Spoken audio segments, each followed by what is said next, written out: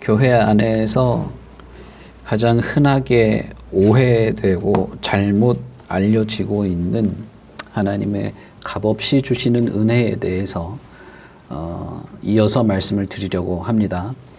지난주에는 하나님이 값없이 주시는 이 은혜에 대한 첫 번째 오해인 내가 어떤 의로운 일을 해야만 하나님으로부터 의를 인정받을 수 있다고 생각하는 그런 오해에 대해서 말씀을 드렸습니다.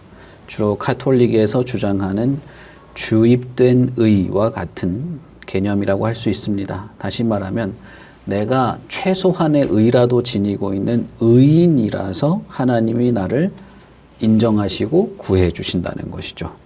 그래서 내가 어떤 의로운 행위를 하려고 하고 선행도 베풀려고 하고 그런 행동과 행위에 상당히 주의를 집중할 뿐 아니라 최소한 내가 그래도 괜찮은 사람이다.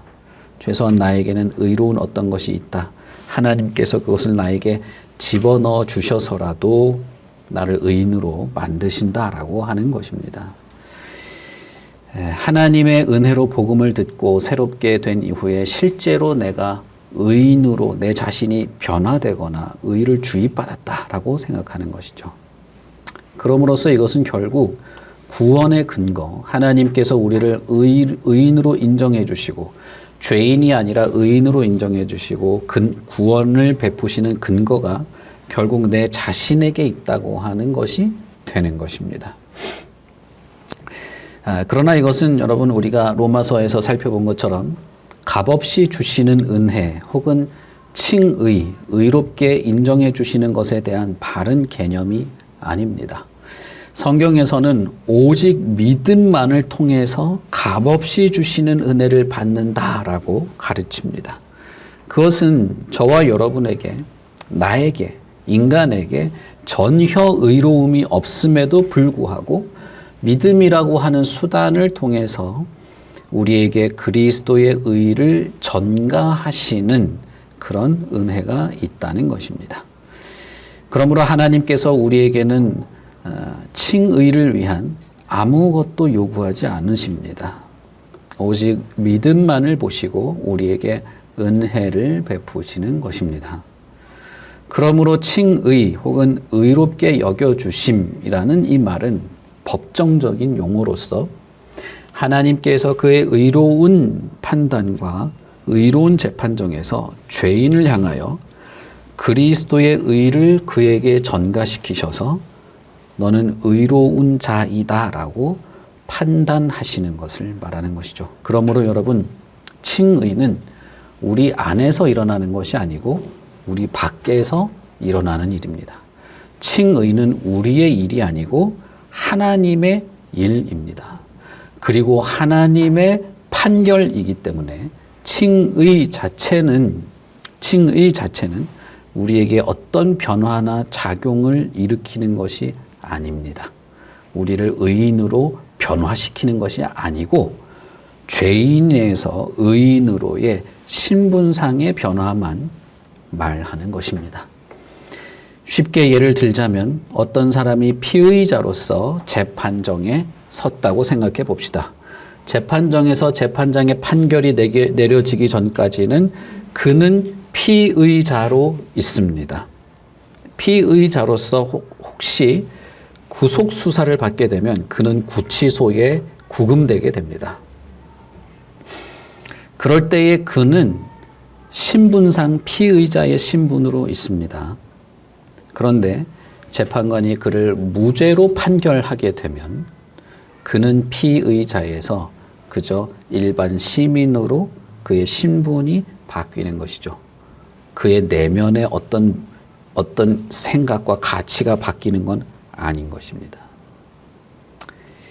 칭의, 하나님께서 우리를 의로운 자로 인정해 주시는 것은 오로지 하나님의 주권적인 사역이고 공의로우신 판결입니다. 어째서 이것이 공의로우신 판결인가? 그것은 그리스도께서 완전한 의를 이루셨기 때문입니다. 이 판결은 그리스도라고 하는 완전한 의를 이루신 분의 의를 근거로 해서 판결하십니다. 우리를 근거로 해서 판결하시지 않습니다. 만약에 하나님께서 우리를 보시고 판결하신다면 그것은 전혀 공의로운 판결이 되지 않을 겁니다. 하나님께서 그리스도를, 완전한 의를 이루신 그리스도를 근거로 우리에게 사면의 판결을 내리시기 때문에 이것은 공의로운 판결이 되는 것이죠. 자, 그런데 여기서 두 번째 오해가 일어나게 됩니다. 오늘 말씀드릴 내용이죠. 여러분, 오늘 말씀뿐 아니라 지난주 말씀도 꼭 여러분 이것을 잘 염두에 두셔야 됩니다. 이건 두 개를 항상 같이 말해야 되는 것이기 때문에 그렇습니다. 생각이 잘 안 나시거들랑 지난주 말씀을 다시 들으셔서라도 정리를 꼭 하시기 바랍니다. 이런 칭의에 대한 설명은 흔하게 두 번째 오해를 일으키게 됩니다. 그것은 오직 믿음으로만 의롭게 여김을 받는다는 것을 지나치게 강조하고 이것을 오해한 나머지 내가 의로운 판결을 받았으므로 내가 지금부터는 어떤 의로운 행위를 하지 않아도 된다라고 하는 생각을 하는 것입니다. 당신의 의로운 행위 때문에 구원을 받은 것이 아니라 그리스도 덕분에 그분의 의가 당신에게 전가되어서 구원을 받는 것입니다 라고 말을 하면, 그래? 그러면 내가 이제 구원을 받았고 내 의로운 행위에 달린 것이 아니니 하나님의 은혜는 내가 구원받은 자로서 의로운 삶을 살든지 살지 않든지 관계없이 나에게 의를 베푸시는 하나님의 은혜로구나 라고 생각하는 것이죠. 여러분, 이 말이 조금 복잡해 보일지 모르지만 이것은 대단히 중요한 것입니다. 왜냐하면 이 두 번째 오해가 사실상 한국교회에 광범위하게 그리고 매우 오랫동안 퍼져 있는 오해이기 때문입니다.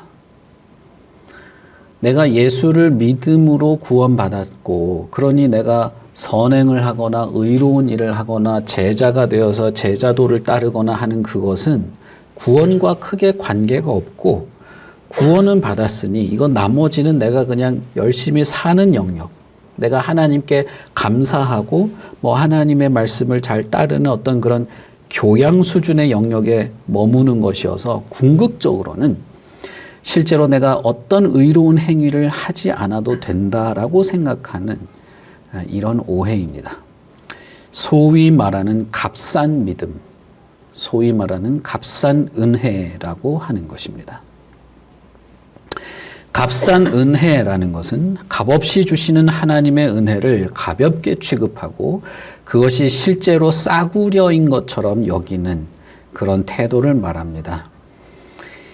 값싼 은혜, 값싼 믿음이란 말은 구원을 향한 유일한 근거가 그리스도에 대한 몇 가지 사실을 전해 듣고, 아, 그리스도가 이런 분이야? 그래서 나를 위해서 죽으셨어? 그래서 그분을 그렇다고 믿으면 내가 구원받는 거야?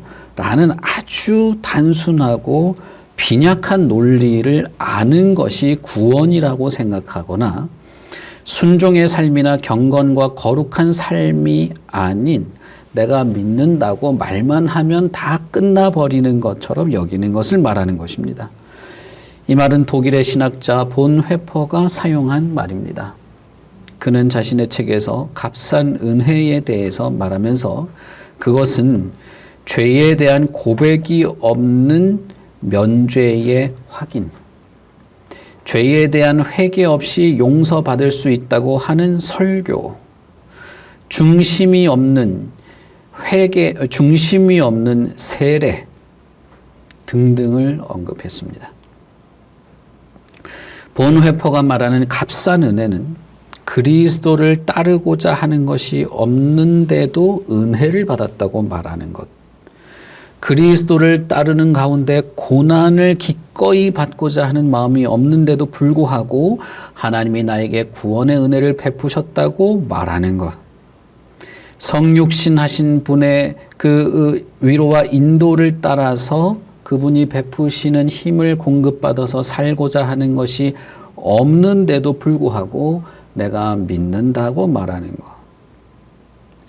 더 나아가서 그리스도의 제자로서의 삶이 없음에도 내가 신앙을 가지고 있다고 말하는 것은 신앙 혹은 값없이 주시는 은혜 혹은 칭의를 너무 가볍고 싸구려로 값어치 없게 취급한다는 것입니다. 여러분, 하나님이 값없이 주시는 은혜지 가치가 없는 은혜를 주신 것이 아닙니다.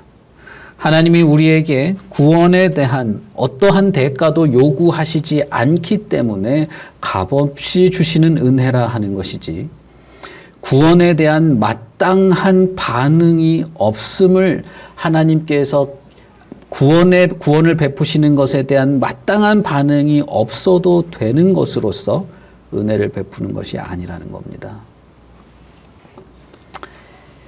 오직 믿음이라는 말은 사실상 엄청난 대가를 치르고 우리에게 주신 것입니다.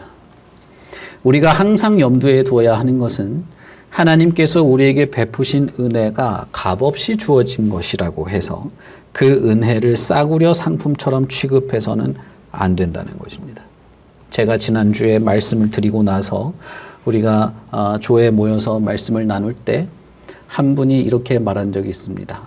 목사님 말씀을 듣고 진짜 그런 하나님의 은혜를 생각하니 이래도 되나 하는 생각이 들었다는 것이죠.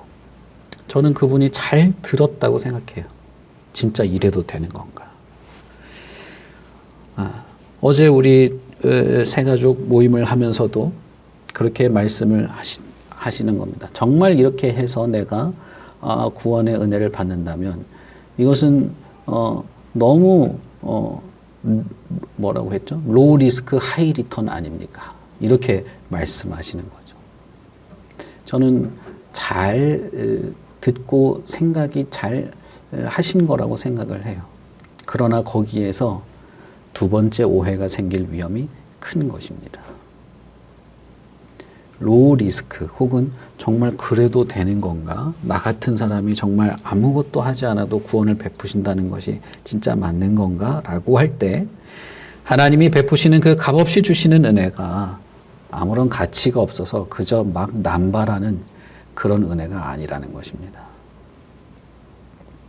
이것은 엄청난 대가를 치르고 도저히 우리가 어떤 것도 지불할 수 없는 무기력한 자인 것을 아시기에 값없이 주시는 은혜입니다.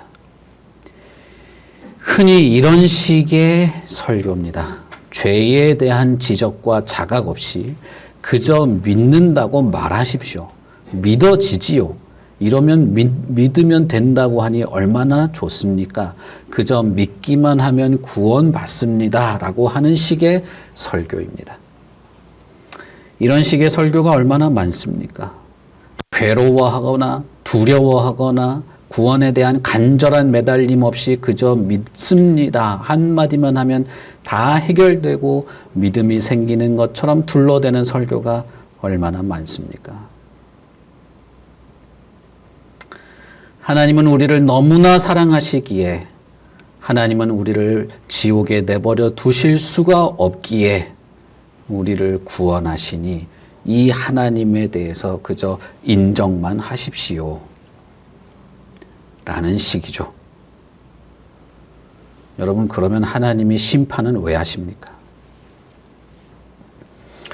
우선 우리는 이 은혜가 이 공의로운 판결의 근거인 그리스도의 완벽한 의, 그분의 완벽한 순종, 그분의 순수한 생명의 희생, 완벽한 죄인으로 취급받고 처벌받으신 엄청난 대가가 치루어졌다는 사실을 기억해야 합니다.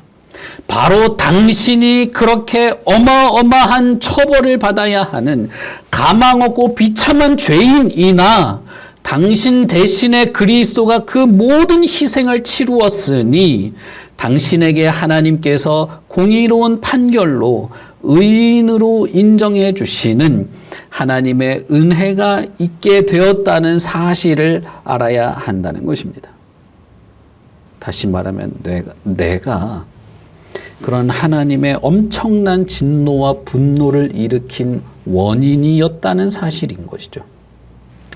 이 사실을 건너뛴 채로 믿음이라고 하는 티켓을 받아들이기만 하면 그저 알아서 구원을 받는다는 식의 가벼운 은혜로 건너뛰어서는 안 되는 것입니다. 하나님이 우리에게 베푸시는 그 은혜, 의인으로 인정해 주시는 그 의로운 판결에 어떤 일이 있었는지를 알아야 한다는 거예요. 그리고 그렇게 함으로써 우리를 의인으로 판결하신 후에 이 의로운 재판장은 우리를 어떻게 대하시느냐는 겁니다. 재판정에서 재판장이 피의자를 무죄 판결을 내린 이후에 재판장이 그 사람에게 여전히 피의자처럼 대하거나 아니면 수형자로 대하는 거나 그런 것은 정상이지 않죠. 재판장은 그 자리에서 판결이 끝난 이후에 그를 정상적인 시민으로 대접하고 정상적인 시민으로서의 삶을 살기를 요구하게 될 것입니다. 여러분 혹시 구치소나 교도소에 가보신 적 있으십니까? 구치소는 재판 가운데 있는 사람들이 구속된 상태에 있으면 구치소에 있어요. 이 사람들은 아직 판결이 안 난 사람들입니다.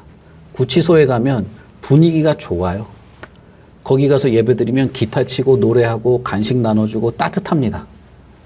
교도소에 가서 예배드리잖아요. 그러면 진짜 분위기 싸늘하거든요. 저는 예전에 이제 저랑 같이 이 교정 사역을 하던 전도사님은 구치소에 가고 저는 교도소에 갔습니다. 매주. 저는 교도소에만 가니까 분위기를 몰랐죠. 그러다가 한번 전도사님이 다른 일이 있어서 저보고 구치소에 가서 예배 드리라는 거예요. 갔더니 그렇게 분위기가 좋을 수가 없어요. 정말 따뜻하고 행복하고 아직 판결이 안 난 사람들이거든요. 그 사람들은 좋습니다. 그런데 이제 판결을 받아서 유죄 판결을 받아서 교도소에 가면 수형자라고 불러요. 그런 사람들은. 그 교도소의 수형자들은 일반적인 시민으로서의 의무나 삶을 요구받지 않습니다. 그들에게 따로 요구하는 게 없어요. 정직하게 살고 공동 대중 규칙을 따르며 살고 그런 걸 요구하지 않습니다. 교도소에서는 아무것도 그들에게 일반적인 정상적인 시민의 삶을 요구하지 않습니다. 그들에게는 투표권도 없어요. 투표도 하지 않습니다. 왜요? 그들은 수형자거든요. 그러나 집행유예를 받던 무죄 판결을 받던 어쨌든 판결을 받아서 무죄가 되면 일반적인 시민의 신분으로 바뀌게 되면 그 다음부터는 그들은 교통 질서도 지켜야 되고 공중 질서도 지켜야 되고 마스크도 쓰면서 살아야 되고 일반적인 시민으로서의 당연한 삶의 의무를 지니게 되는 것이죠. 만약에 하나님께서 의로운 판결로 우리를 의롭다 인정하신다면 이 하나님은 그 의인으로 인정한 자들에게 어떻게 대하시겠느냐는 것입니다. 하나님은 분명히 그리스도라고 하는 엄청난 대가를 치르고 우리를 의로운 자로 판결하신 이후에는 우리를 의인으로 대하십니다. 의인으로서의 삶을 요구하시고 의인으로서의 삶을 살도록 이끄십니다. 값없이 베푸시는 은혜에 포함된 이 하나님의 역할을 이해하지 못하고 내가 아무것도 안 해도 된다, 뭘 해야 되고 의로운 삶을 살아야 되고 거룩하게 살아야 되고 라고 자꾸 강조하는 것은 행위 구원이다 라고 하면서 내가 하나님의 은혜를 받아들이기만 하면 되고 하나님의 사랑만 받아들이기만 하면 되고 내가 하나님을 좋아하고 기뻐하고 사랑하기만 하면 되지 무슨 의인의 삶을 살고 거룩과 경건을 살아가야 된다고 요구하면 그것은 하나님의 값없이 주는 은혜를 희석시키는 것이다 라고 말하는 자들이 있는데 그들이야말로 값없이 주는 은혜 혹은 칭의에 대해서 오해하고 왜곡하고 있는 자들입니다. 이런 사람들은 흔히 이런 말들을 좋아합니다. 오늘날 그리스도를 전하는 복음을 전하는 데에 사용되는 많은 수사들이죠. 그리스도를 영접하십시오. 그리스도를 구주로 영접하십시오. 그분을 받아들이십시오. 그분을 당신의 마음에 초대해 보십시오. 하나님은 당신을 사랑하십니다. 구원 잔치에 참여해 보십시오. 라는 등입니다. 이런 식의 복음 전파는 치명적인 문제를 가지고 있습니다. 그것은 우리에게 은혜를 베푸시기 위하여 그리스도께서 이루신 모든 희생과 죄의 파괴력을 전혀 고려하지 않는다는 것입니다. 자신의 추악한 죄를 통회하고 회개하도록 요구하지도 않습니다. 결정적으로 그리스도를 전심으로 따르는 삶으로 나아오는 일은 부수적인 것으로 취급해 버립니다. 이것이 값싼 은혜입니다. 그리스도에 대한 간단한 지식을 전하고 믿으시죠? 믿어지죠? 믿는다고 말해보세요.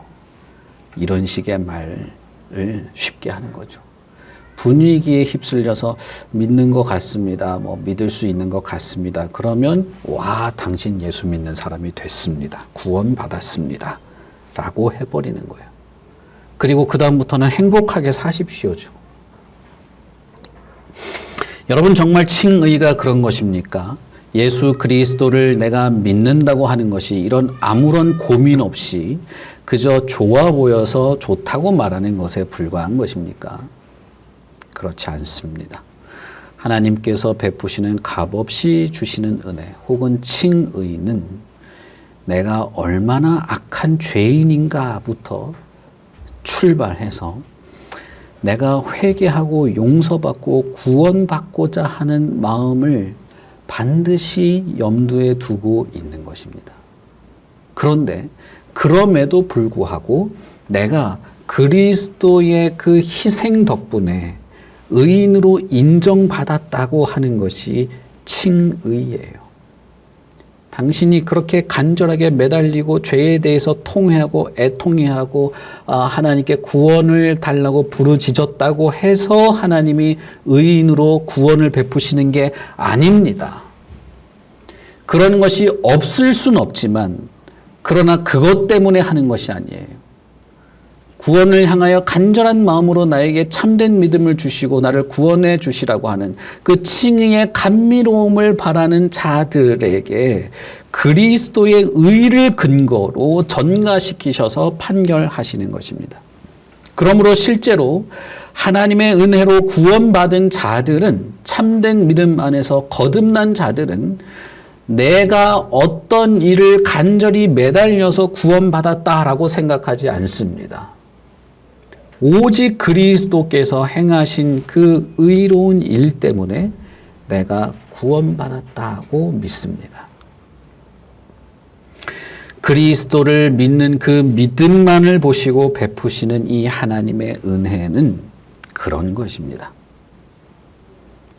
그런 면에서 오늘날 칭의와 성화를 분리해서 생각하는 사람들, 다시 말하면 하나님이 나를 의로운 자로 인정해 주신 것과 의로운 삶을 당연히 살 것으로 기대하고 의로운 삶을 살도록 하는 이 성화를 분리해서 칭의 받았으면 일단 구원은 받았고 굳이 의로운 삶을 살아가는 성화는 이것은 그 다음에 보너스로 할 수도 있고 하지 않아도 된다는 식으로 생각하는 사람들이 교회 안에 정말 많이 있습니다.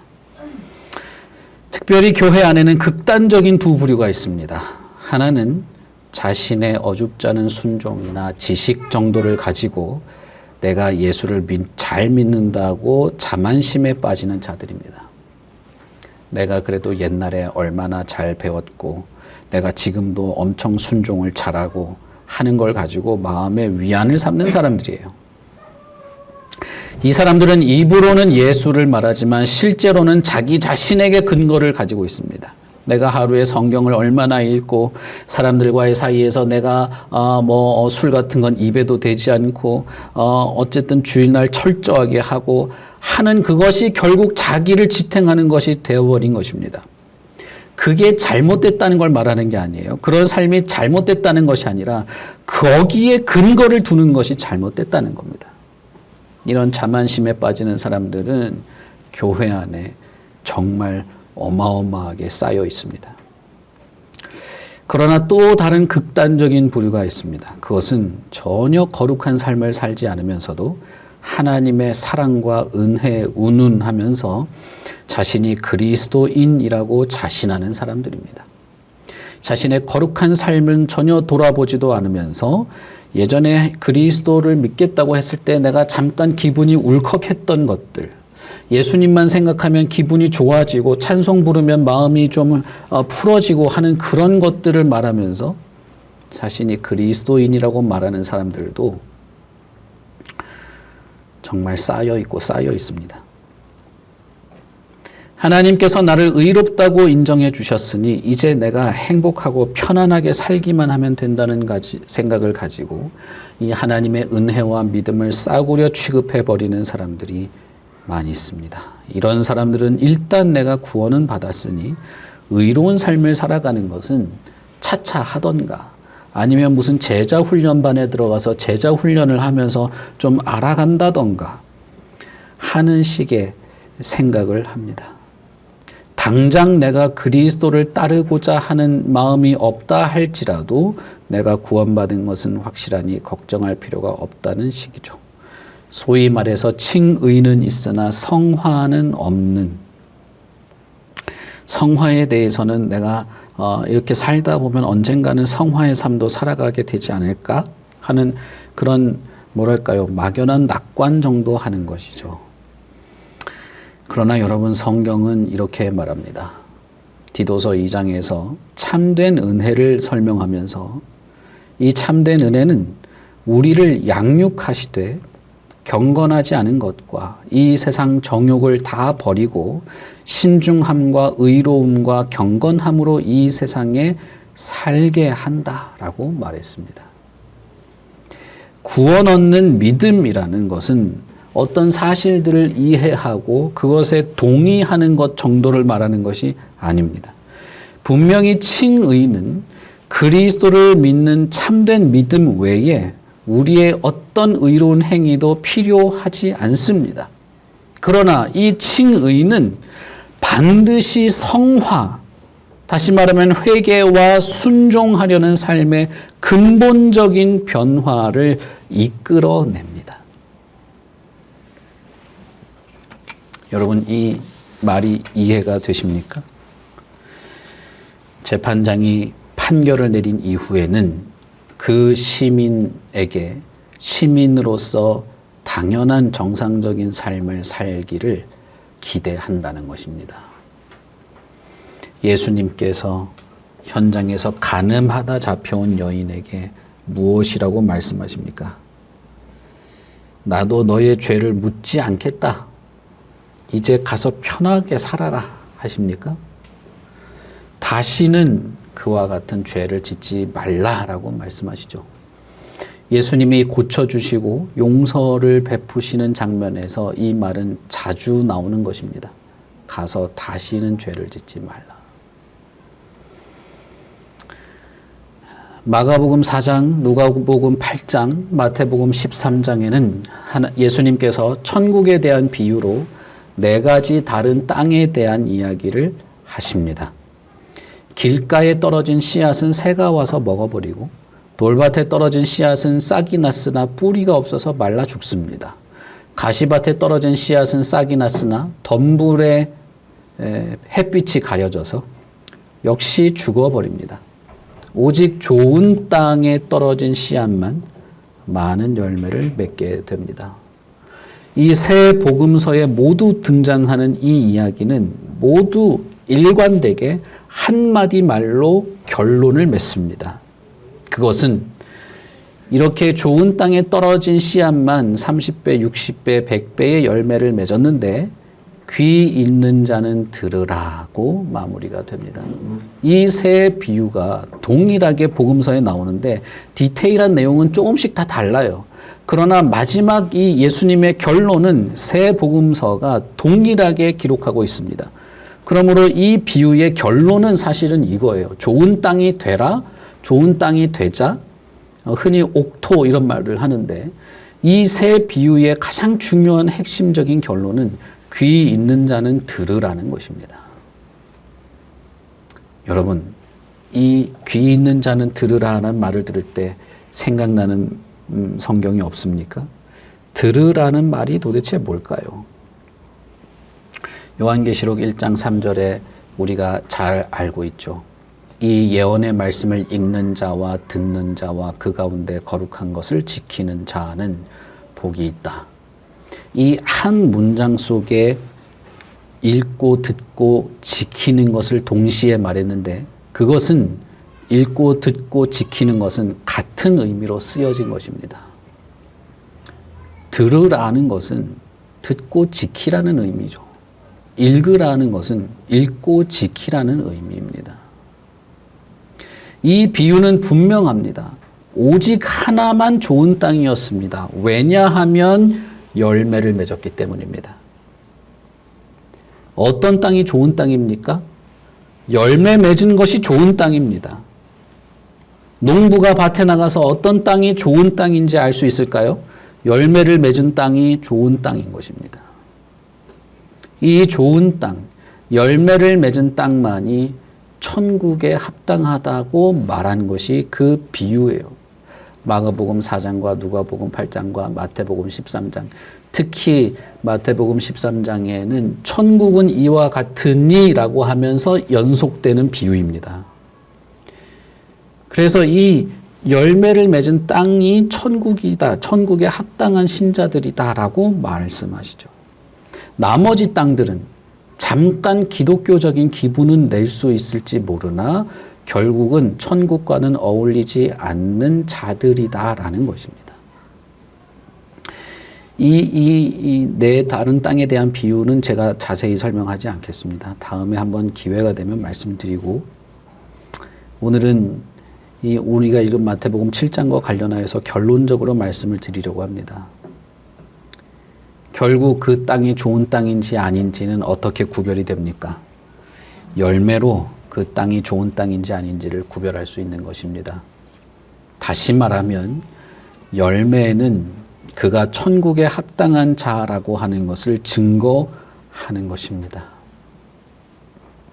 구원의 증거는 말씀을 듣는 것도, 말씀에 대해서 금방 감정적으로 어떤 반응을 보이는 것도, 심지어 삶 속에서 말씀대로 살려고 열심히 몰두하는 것도 아닙니다. 구원의 증거는 그 모든 것에 의해서 맺어지는 열매입니다. 말씀을 듣고 맺어진 열매가 구원의 증거입니다. 말씀을 듣고 그것을 기뻐하고 감사한 결과 맺어지는 열매가 그가 좋은 땅이라는 증거입니다. 말씀을 지키며 살려고 분투하고 몰두한 결과 맺어진 열매가 구원의 증거인 것입니다. 왜냐하면 우리가 읽은 본문에서처럼 그의 열매로 그들을 알게 될 것이기 때문입니다.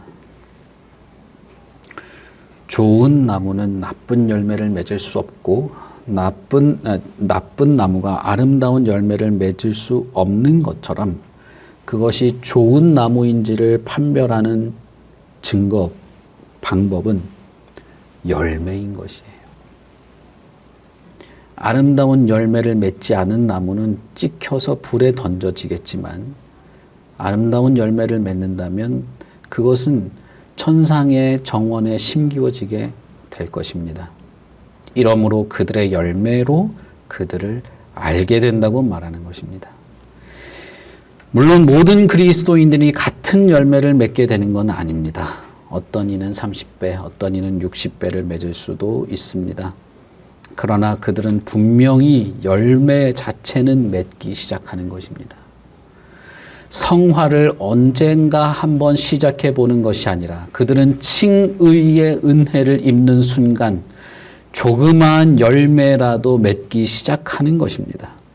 성화는 곧 따라오는 것이요, 칭의와 성화는 분리될 수 없는 것이고, 성화의 삶이라는 것은 복음의 은혜를 입은 그날부터 시작하는 것입니다. 그리스도인들은 때때로 불순종할 수도 있습니다. 여전히 죄를 지을 수도 있습니다. 그러나 궁극적으로 신자는 그들의 열매로 구별되는 것입니다. 성경에 예수님은 이 열매와 관련되어서 많은 비유를 말했습니다. 나는 포도나무고 너희는 가지인데 가지가 반드시 포도나무에 붙어 있어야 한다. 왜냐하면 가지가 포도나무에 붙어 있어야만 열매를 맺을 수 있기 때문이다 라고 말했습니다. 그때 그 가지는 열매를 위한 것으로 말하죠. 소금이 맛을 잃으면 무엇에 쓰겠는가? 사람들에게 버려져 밟혀질 뿐이다. 어느 날 예수님이 아침에 예루살렘 성에 올라가다가 잎이 무성한 무화과 나무를 보았습니다. 잎이 무성하다는 것은 그 무화과가 열매를 맺기 시작했다는 뜻입니다. 그런데 열매가 있을 줄 알고 무화과 나무에 다가갔을 때 그 무화과 나무는 이파리만 무성했어요. 겉으로 보기에는 그럴듯해 보였으나 열매는 없었던 것입니다. 예수님께서 그 나무를 저주해서 나무가 말라버리죠. 여러분, 그게 예수님이 자연보호를 하지 않는 그런 분입니까? 그런 게 아니에요. 이것은 열매가 없는 나무, 열매가 없지만 겉은 번드르한 그 바리새인들과 같은 그 나무가 저주의 대상이 될 뿐인 것을 말한 것이죠. 다시 말씀드리지만 구원 얻는 믿음은 어떤 사실을 이해하고 동의하는 것 이상의 것입니다. 칭의는 분명히 그리스도를 믿는 참된 믿음, 오직 믿음 외에 그 어떤 것도 우리에게 요구하거나 필요로 하는 것이 아닙니다.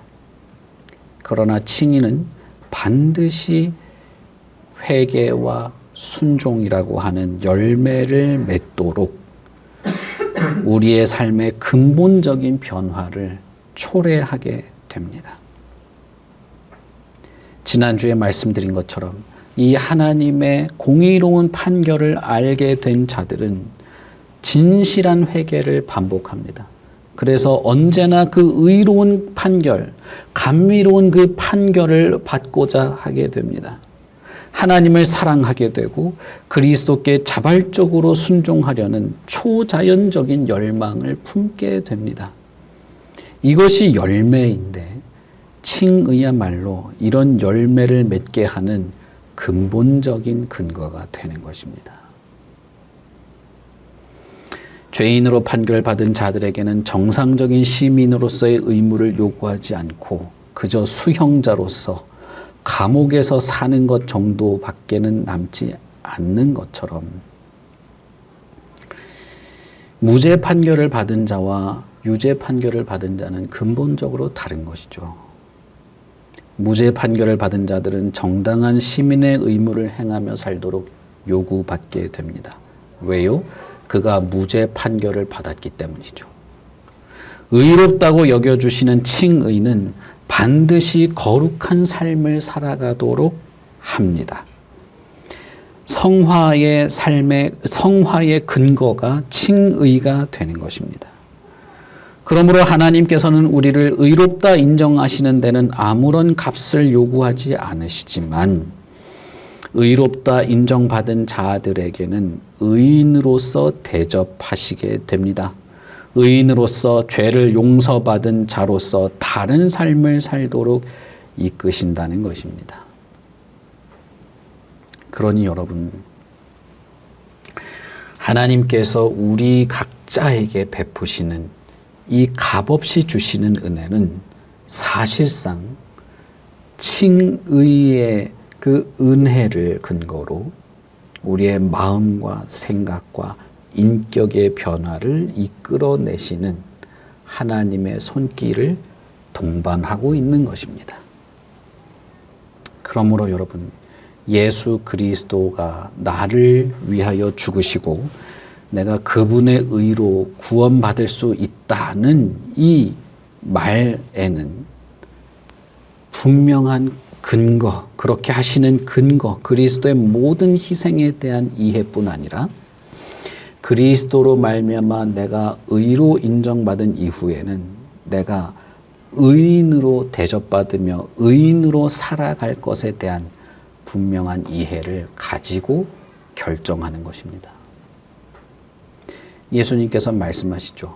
누가 마당에 망대를 세우는데 그 망대를 세우는 비용과 여러 가지 그 문제를 고려하지 않고 세우겠는가?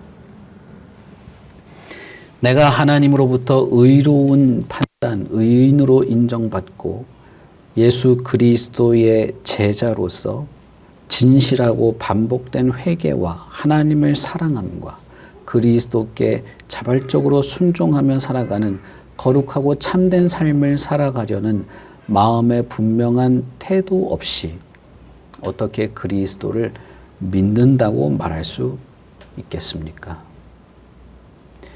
내가 예수 그리스도를 믿는 이 믿음으로 구원을 얻을 수 있다. 용서받을 수 있고 하나님이 나를 의로 인정해 주신다고 하는 것을 믿을 때 그 사람에게는 새로운 마음의 변화와 확신과 사랑과 목적이 샘솟기 시작합니다. 그것은 하나님을 사랑하게 되고 하나님께 감사하게 되고 그리스도께 순종하려고 하는, 그러면서 동시에 여전히 내 죄악을 발견하고 회개하는 것이 같이 시작되는 조그마한 열매라도 동시에 시작하는 것입니다. 이것은 내가 성품이 좋고 내가 받은 것에 대해서 내가 감사하는 마음을 가지고 살고 하는 그런 성품의 정도의 그런 걸 말씀드리는 게 아니에요. 실제로 하나님이 우리에게 베푸시는 이 은혜는 우리의 마음과 생각에 작용하시고 역사하시는 것입니다. 여러분은 어떻습니까? 우리는 어떤 사람들입니까? 하나님이 값없이 베푸시는 은혜를 들었을 때 어떤 마음이 들었습니까? 그래? 그러면 괜찮네? 아무것도 상관없네? 그런 마음이 들으셨습니까? 아니면 그렇게 내가 의인으로 판결받은 이후에 그 하나님의 역사에 내 마음에 뭔가 새로운 마음, 새로운 욕구, 그리스도를 향한 새로운 심상이 생기는 것을 생각하셨습니까?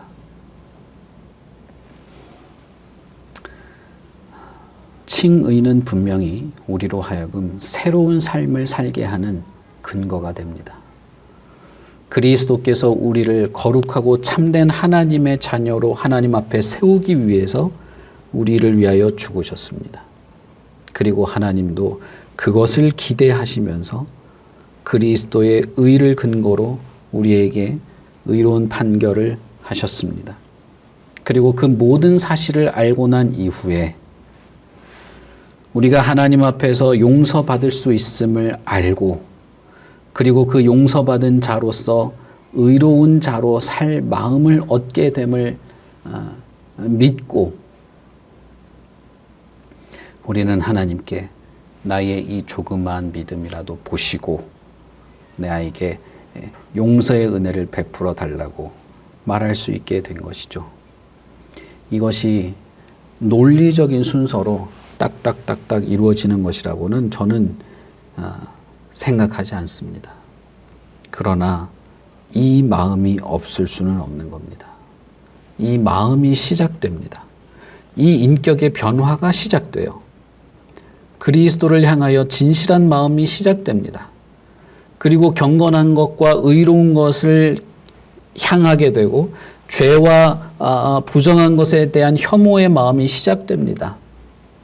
내 안에서 일어나는 모든 부정한 것에 대해서 회개하고 싶어지고 하나님을 사랑하게 되고 이웃을 사랑하게 되며 하나님의 진리의 말씀을 이해하고 싶어지고 그 하나님의 말씀을 따라 살아갈 새로운 힘과 용기들을 구하게 됩니다. 왜요? 칭의가 우리를 그렇게 이끌어 가는 거예요. 그러므로 여러분 이걸 잘 생각하십시오. 이 하나님의 은혜를 구하십시오. 이 은혜를 구하고 이 믿음을 구하고 이런 사실을 알고 주께 매달리십시오. 나에게 이런 믿음을 주십시오. 오늘도 하나님 그러한 의로운 판결, 칭의의 그 판결을 나에게 들려주십시오. 이러한 참된 믿음을 나에게 소성시켜 주십시오. 라고 구하는 것이죠. 지난주에 말씀드린 것처럼 구하라 그러면 구하게 될 것이다. 찾으라 찾게 될 것이다. 문을 두드리라 그러면 너에게 열릴 것이라고 분명히 말씀하셨습니다. 우리 같이 기도하겠습니다.